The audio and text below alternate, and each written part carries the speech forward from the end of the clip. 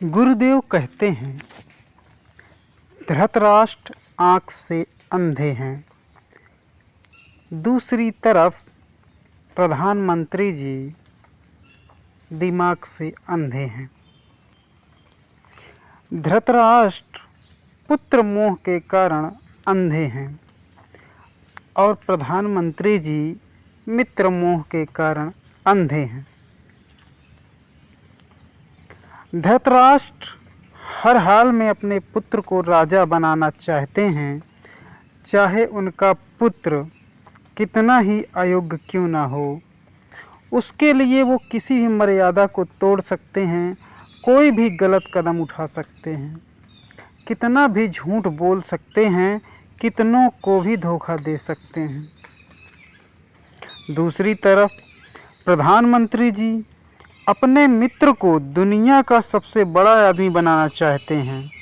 उसके लिए वो किसी भी मर्यादा को तोड़ सकते हैं, सैकड़ों हजारों झूठ बोल सकते हैं, किसी भी कंपनी को कौड़ियों के भाव बेच सकते हैं, बर्बाद कर सकते हैं, कोल इंडिया जैसी कंपनी को बदनाम कर सकते हैं। यहाँ पर यह बात समझ लेनी ज़रूरी है, दोनों का कारण मोह है और दोनों की उच्च महत्वाकांक्षा है। यह बहुत बड़ी लालच है। इन दोनों के साथ आगे क्या हुआ, इसको जानने के लिए बने रहिए हमारे साथ।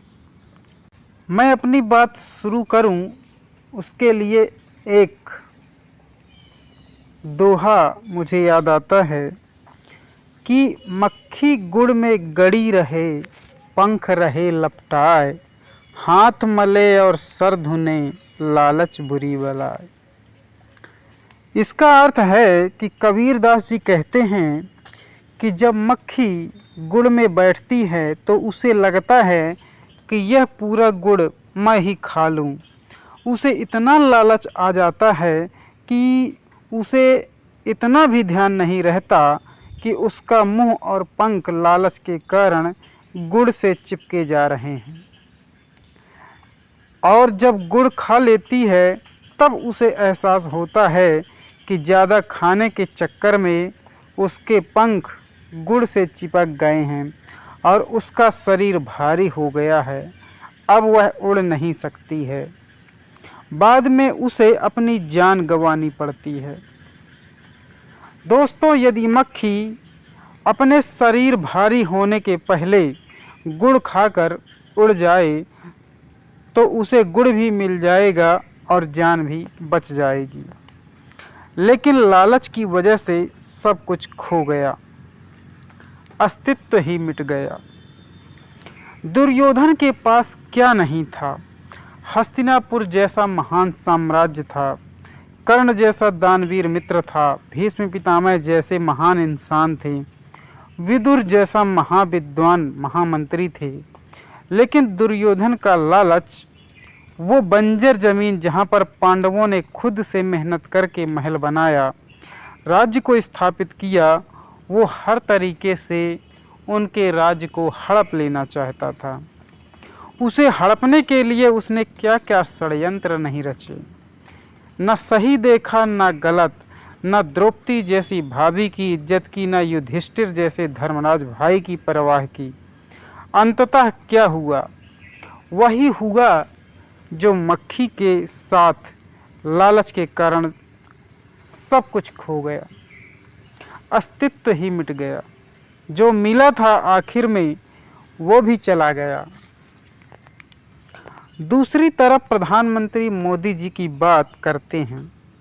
जब 2014 में चुनकर आए, देश की जनता ने इनको 330 सीट देकर स्वागत किया। मोदी जी को भारत की जनता ने सर आँखों पर उठा लिया। इतना प्यार दिया कि जो 2014 से पहले देश की स्थिति थी उससे अच्छा होगा, क्योंकि मोदी जी ने सैकड़ों वादे किए देश से कि हम सत्ता में आए तो काला धन जो भारतीयों ने विदेशों में जमा किया है उसे ले आएंगे। और हुआ क्या? काला धन तो नहीं आया, जो सफ़ेद धन था वो भी जमा हो गया। वो भी 7 गुना से भी ज़्यादा, और बोले कि 2 करोड़ हर साल रोज़गार पैदा करेंगे। हुआ क्या? रोज़गार तो पैदा नहीं हुआ। जो लोग नौकरी भी कर रहे थे उनकी भी नोटबंदी की वजह से नौकरी से हाथ धोना पड़ा। ऐसे कई वादे किए, सब वादों ने बर्बाद कर दिया। ना सही देखा ना गलत, ना लोगों का प्यार देखा ना लोगों के आंसू, सब कुछ प्रधानमंत्री जी ने दरकिनार कर दिया। लगे 18-18 घंटे काम करने। सत्ता का और मित्र मोह का नशा ऐसा चढ़ा कि उतरने का नाम ही नहीं ले रहा था। तब फिर हुई अमेरिका की एंट्री। ना बात ना चीत, ना स्वागत ना समारोह, सीधे अरेस्ट वारंट प्रधानमंत्री के मित्र के नाम। यह जांच शुरुआत में तो लग रही थी कि सब कुछ दब जाएगा, कुछ ले दे के शांत हो जाएगी, जैसा कि भारत में रोज होता है। लेकिन यह जांच शांत होने की बजाय इतना बड़ा रूप ले कि प्रधानमंत्री के मित्र को केन्या जैसे देश का काम तो हाथ से गया ही, बल्कि मित्र की जो अपनी खुद की कंपनी थी, अपनी बनाई हुई खुद की कंपनी से भी इस्तीफा देना पड़ा। बताइए, लालच की वजह से दूसरा तो ना मिला, बल्कि जो अपना था वो भी चला गया, उसे भी खोना पड़ा। दोस्तों, आगे गुरुदेव कहते हैं कि धृतराष्ट्र जन्मे हुए 100 पुत्र सब तरह से अंधा व्यवहार कर रहे थे। आँख उनके पास थी, लेकिन भीतर की आँख नहीं थी। इसी प्रकार प्रधानमंत्री जी से प्रेरित होकर CBI, ED, आयकर विभाग और सबसे महान गोदी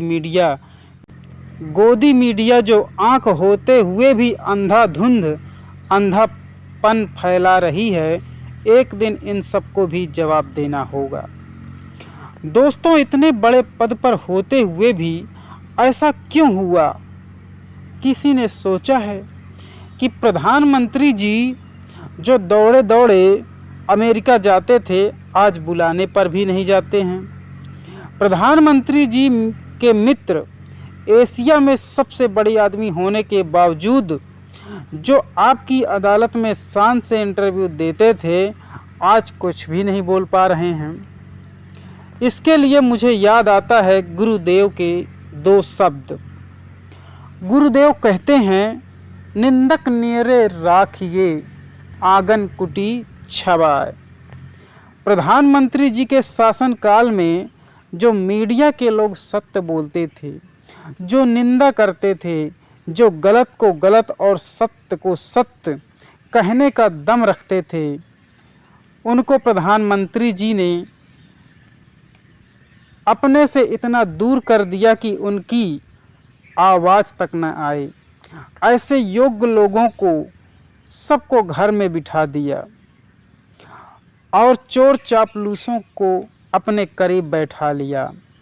यहाँ पर ध्यान देने वाली सबसे बात यह है कि जो सत्यवादी आदमी है, आपको गिरने से बार बार बचाता है, और आपकी हाँ में हाँ मिलाने वाला चापलूस व्यक्ति आपको बार बार नीचे गिराता है, आपके अहंकार को बढ़ाता है और एक दिन आपको ले डूबेगा। क्योंकि इतना बड़ा साम्राज्य चापलूसों के दम पर ज़्यादा दिन तक टिक नहीं सकता। अंत में कहना चाहता हूँ कि किसी महान व्यक्ति ने कहा है कि मूर्ख मित्र से अच्छा बुद्धिमान शत्रु होता है। बहुत बहुत धन्यवाद, शुक्रिया।